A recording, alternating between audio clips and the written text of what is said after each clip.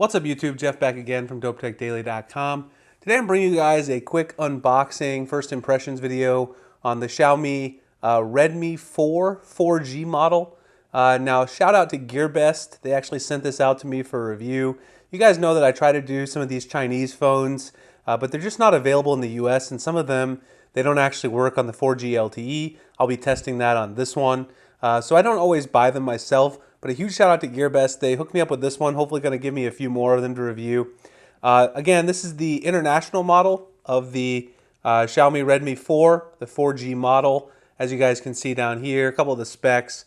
Some of it is in Chinese. You can see it has a Snapdragon 625, huge 4100 milliamp hour battery, which is just, that's crazy actually. Very impressed with that. It's got a 5-inch display, 13 megapixel camera on the rear, 5 megapixel camera around front, has 3 gigabytes of RAM as well, 32 gigabytes of storage on board.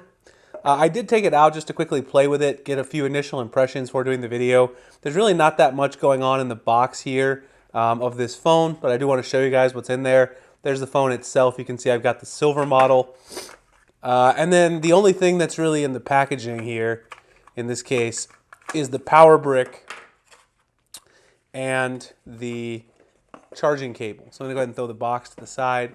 So you can see the only thing that's really in the box, you got your power brick and charging cable. And if we take a quick look, you'll notice this is not USB Type-C. But this is a budget phone, so this is a very, very budget-friendly phone.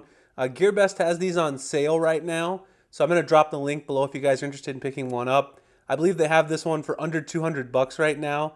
Again, I will drop the link as well as any discount codes that they've given me, so you guys can take advantage of it if you're interested in picking one of these up. So that's it. That's all that's in the box. Micro USB, no USB Type-C, but that's pretty standard. So here you can see the phone. Very nice, all metal construction. The power buttons feel really solid. Volume button, volume rocker feels very solid. It very much reminds me sort of an iPhone construction, except for the fact that on the very back here, it's got those rounded edges. That kind of reminds me of the way Samsung did with the Galaxy Note 7, where they rounded the back. Gives you a nice grip in the hand of this particular phone. Feels really nice. Fingerprint scanner, which I found to be super fast, actually, even though this is a budget phone. It's definitely impressive for the price. Camera module, again, 13 megapixel. You got your flash, some Mi branding there. On the bottom here, you can see that micro USB port, of course. You also have around front that 5-inch display, so you guys can see right there. Now, it's not the highest resolution display, of course, again, because of the budget offering, but the color does look pretty good. It doesn't look too washed out. I'll give some comparisons to some other budget phones that I've used when I do my full review. But overall, just setting it up, walking through the process, I'm really impressed with the display. Also, for such a cheap phone, the viewing angles on this phone are very good.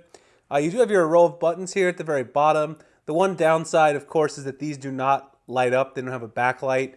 That's kind of what you would expect for a phone, again, in that sort of budget category. Over here, you've got your SIM tray, of course. And overall, and of course, headphone jack. That's important these days. At least when you buy a budget phone, you're getting a headphone jack, unlike with the iPhone, Moto Z, etc. So that's a good look as well.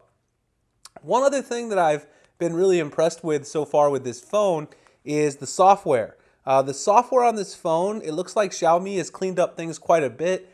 If you guys remember when I did the review of the Xiaomi Mi Max, I was not a huge fan of the Xiaomi software, just like I haven't been a fan of the Huawei software in the past.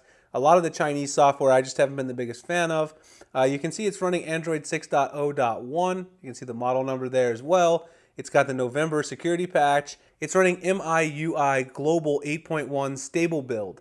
So this software is actually substantially different than the one that was on the Xiaomi Mi Max when I reviewed it. Seems to be a lot better. It seems that Xiaomi is trying to do exactly what Huawei did, which is try to take their software a little bit closer to stock Android. Now, this is not going to be misconstrued for a Pixel type software at this point either, but at least now you do have a proper notification shade up here at the top. If you drag it down, you've got all your quick settings, which you can edit. Also, the settings in the actual main settings menu, they look a little more fluid, and they also have a lot more of the options that you're used to seeing. Now, there is still some aggressive battery management and some other things that I can talk about on this phone, very similar to Huawei. And when I get into the full review, I'll do that. But overall, the software has improved. You notice you still don't have an app drawer by default. It's got that sort of iPhone style where everything is on the home screen. And there is a ton of built-in Xiaomi apps, which you can choose to use or not, of course. You don't have to use these. But Xiaomi does build in a lot of their own apps into the software. There's even more stuff here on the second page, which I haven't actually used. I just moved over there as I started setting up the phone.